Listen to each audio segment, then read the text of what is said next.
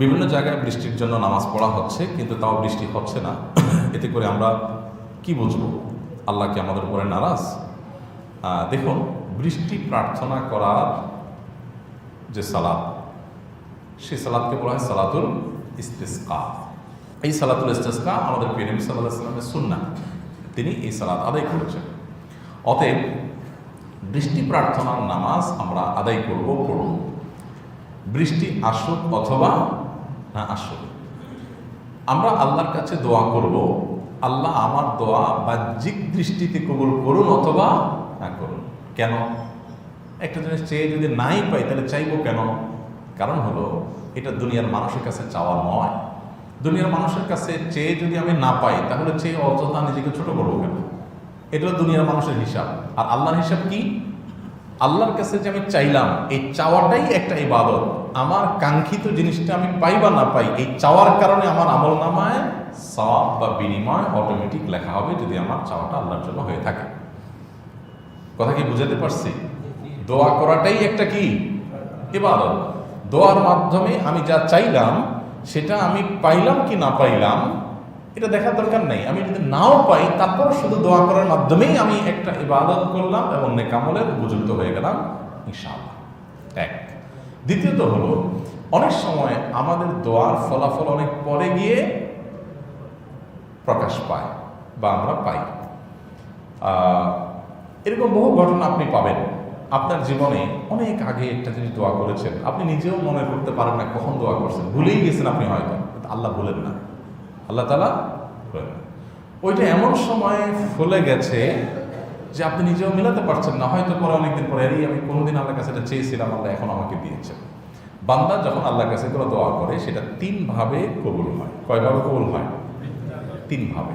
Number এক, যখন আমরা কোনো বিষয় আল্লাহর কাছে চাই, যা চাইলাম যখন চাইলাম তখন সেই জিনিসটা দিয়ে দিলেন তৎক্ষণাৎ, এটা এক ধরনের কবুল। এটাই আমরা সাধারণত চাই যে আল্লাহ তোমার কাছে আমি চাইছি, এখনো দিয়ে দাও। কখনো কখনো বান্দা যা চান যখন চান তখন আল্লাহ সেই জিনিসটা দেন না। এর না দেওয়ার পেছনে নানা রকমের হিকমত থাকতে পারে আল্লাহ। তার ভিতরে একটা হলো, আমি এই মুহূর্তে চাইলাম আল্লাহ আমার এই জিনিসটা দরকার, ওই জিনিসটা হলে আমার মনে হয় আমার অনেক উপকার হবে, কিন্তু আল্লাহ জানেন এই মুহূর্তে এটা আমার না হলে বরং উপকারটা আরো বেশি হবে। কত অ্যাঙ্গেল থেকে বিষয়গুলোকে ভাববার সুযোগ আছে, দেখবার সুযোগ আছে। তো সেই জায়গা থেকে আল্লাহ তাআলা আমার কাঙ্ক্ষিত বিষয়টা এখন দিলেন না, একই জিনিস একটু পরে দিলেন, একটু দেরিতে দিলেন। এটা দোয়া কবুলের আরেকটা উপায়। তাহলে একটা হলো, যখন যে অবস্থা চাইলাম তখন সেটা আমি পাইলাম, এটা দোয়া কবুলের একটা উপায়। আরেকটা দোয়া কবুলের পদ্ধতি হলো, আমি চাইলাম এখন, আল্লাহ দেন 2 মাস পর, 2 দিন পর, 3 দিন পর। আমি চাইলাম এখানে, আল্লাহ দিলেন আরেক জায়গায়। হতে পারে না?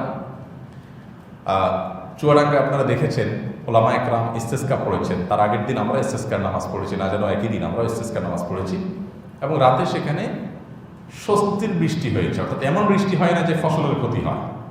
15-20 মিনিটের স্বস্তি বৃষ্টিতে পুরো আবহাওয়া শীতল হয়েছে এবং আবহাওয়ার কোনো পূর্বাভাসও ছিল না। তো এই বিষয়টি দোয়া কবুলের একটা কি আলামত।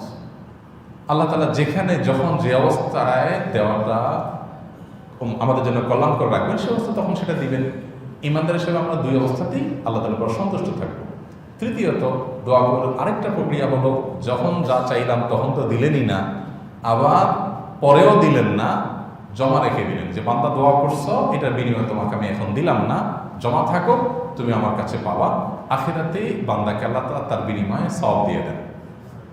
এই তৃতীয় প্রকার বিনিময় দেখে কিয়ামতের ময়দানে বহু মানুষ আল্লাহর কাছে বলবে যে, আল্লাহ, দুনিয়াতে আমার কোনো দোয়া পূরণ না হয়ে যদি এখানে আখিরাতে পাইতাম কতই না ভালো হইতো। কারণ দুনিয়াতে আমার যে প্রয়োজন পূরণ হবে সেটা তো সীমিত সময়ের জন্য, খুব ক্ষুদ্র প্রয়োজন পূরণ, আর এখানে তো এটা আমার অন্তঃসংস্কারের জন্য কাজে আসছে। তখন মানুষ আক্ষেপ করবে অনেকে। এই জন্য ভাই, ঈমানদারের বিষয় সম্পর্কে নবীজি সাল্লাল্লাহু আলাইহি ওয়াসাল্লাম বলেছেন, আজাবান লিআমরিল মুমিনি ইন্না আমরাহু কুল্লাহু খায়র। ঈমানদারের পুরো জীবনটাই হলো আপনার সারপ্রাইজিং, পুরো জীবনটাই হলো তার জন্য আনন্দের, এবং তার হারাবার কিচ্ছু নেই ঈমানদারের। কারণ ইন আসাবাহু খায়রুন, ঈমানদারের জীবনে যদি ভালো কিছু আসে, শাকার আসে, আল্লাহর কাছে শুকরিয়া আদায় করে, তাহলে ভালো কিছুও পাইল বা শুকরিয়া আদায় করে সওয়াব পাইল, ডাবল। ওয়াইন আসাবাহু শাররুন, আর যদি ইমানদারের কোনো বিপদ আপদ হয়, সমস্যা হয়, যা চাইলো তা পাইলো না, তখন সবর আসে, সবর করে যে ঠিক আছে, না পাইলেও আমি আল্লাহর উপর সন্তুষ্ট, তখন সে বিনিময় লাভ করে। তাহলে হাতির মতো মূল্যেও লাখ, বাঁচতেও লাখ। এই জন্য ভাইরা, দোয়া কবুলের পর আমরা অনেকে অস্থির হয়ে যাই। দেখুন, নবী সাল্লাল্লাহু আলাইহি ওয়াসাল্লাম বলেছেন, বান্দা দোয়া আল্লাহ তাআলা কবুল করেন যতক্ষণ পর্যন্ত সে তাড়াহুড়ো না করে। তাড়াহুড়োর ব্যাখ্যা কি? নবী সাল্লাল্লাহু আলাইহি ওয়াসাল্লাম তাড়াহুড়োর একটা ব্যাখ্যা করেছেন যে দোয়ার পর কবুল হচ্ছে না কেন, কবুল হচ্ছে না কেন, এর জন্য ব্যাকুল হয়ে যাওয়া। কবুল করা আল্লাহ তাআলার কাজ, আর দোয়া করা আমাদের কাজ। আমরা আমাদের কাজ করে যাব। ইমানদার আল্লাহর কাছে দোয়া করেই যাবে, করেই যাবে, আল্লাহ তাআলার কাছ থেকে পাই বা না পাই। নবী করিম সাল্লাল্লাহু আলাইহি সাল্লাম আবু জাহেলের হেদায়েত চেয়েছেন না? আবু জাহেল অথবা ওমর, দুজনের একজনকে দিয়ে আল্লাহ তাআলা যদিও মূল দোয়া কবুল করেছেন, কিন্তু আবু জাহেলকে ইসলামে আসো এটা যে চেয়েছেন তিনি, তার সে চাওয়াটা পূরণ হয়নি। তো আল্লাহর প্রিয় বান্দাদের, আল্লাহ নেককার বান্দাদের আল্লাহ তাআলা অনেক চাওয়া বিলম্বে পূরণ করেছেন, অনেক চাওয়া পূরণ করেননি। যদিও নবী রাসূলের দোয়া সাধারণত আল্লাহ তাআলা ফিরিয়ে দেন না। তো যাই হোক, এই জন্য ইস্তিসকার নামাজ আমরা পড়বো, পড়ে আমরা সওয়াব লাভ করবো, বৃষ্টি পাই বা না পাই। আর যারা সমালোচনা করবে ওরা বৃষ্টিও পাইল না, সওয়াবও পাইল না, বৃষ্টিও পাইল না, সওয়াবও পাইল না। ইমানদার একদিকে আল্লাহর কাছে দোয়া করবে, আরেকদিকে দাওয়াই নিয়ে সে দৌড়াবে। আমরা আলহামদুলিল্লাহ একদিক থেকে আল্লাহর কাছে বৃষ্টি প্রার্থনার জন্য, সালাতুল ইস্তিসকার জন্য বেরিয়ে পড়ি, আরেক হাতে আমাদের বৃক্ষরোপণের জন্য গাছের চারা আমাদের হাতে থাকে। আমাদের একই হাতে একসঙ্গে আল্লাহর কাছে দোয়া করি, আবার সে হাত দিয়ে আমরা গাছ লাগাই। এভাবে নানাবিধ কর্মকাণ্ডের মাধ্যমে সমাজের মানুষের উপকার আমরা করার চেষ্টা করব। এই শিক্ষা ইসলাম আমাদেরকে দিয়েছে। আল্লাহ তাআলা আমাদেরকে বোঝার তৌফিক দান করুন। আমি শুনেছি যখনই মানুষ শিরকে লিপ্ত হয় তখনই আল্লাহর আযাব আসে।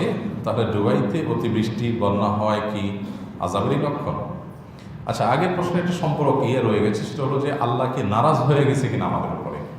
তো এখানে একটু বলতে হয়, অবশ্যই ইমানদার দোয়া কবুলের তিনটার সম্ভাবনার কথা যেমন মাথায় রাখবে, ঠিক এটাও মাথায় রাখা উচিত যে হয়তোবা কোনো কারণে আল্লাহ তাআলা আমার উপর অসন্তুষ্ট, যদি আমার দোয়া কবুল করেননি তৎক্ষণাৎ। তো সেজন্য আমি নিজেকে সংশোধন করার চেষ্টা করব, আত্মপর্যালোচনা করব, আত্মশাসন করব, নিজের প্রতি ফোকাস দেব যে আমার ত্রুটির জায়গাগুলো কোথায়। অবশ্যই আমরা সেই দৃষ্টিকোণ থেকে দেখব যে আমাদের কোনো গুনাহের কারণে হয়তো আল্লাহ তাআলা আমাদের দোয়াটা কবুল করছেন না, বিলম্ব করছেন। যদিও বিলম্বের মধ্যে কল্যাণ থাকতে পারে, কিন্তু আমি আমার সমস্যার জায়গাটা অবশ্যই নজর দেওয়ার চেষ্টা করব। এটাই ইসলামের সৌন্দর্য। আল্লাহ তাআলা আমাদের সবাইকে আত্মশুদ্ধি লাভ করার তৌফিক দান।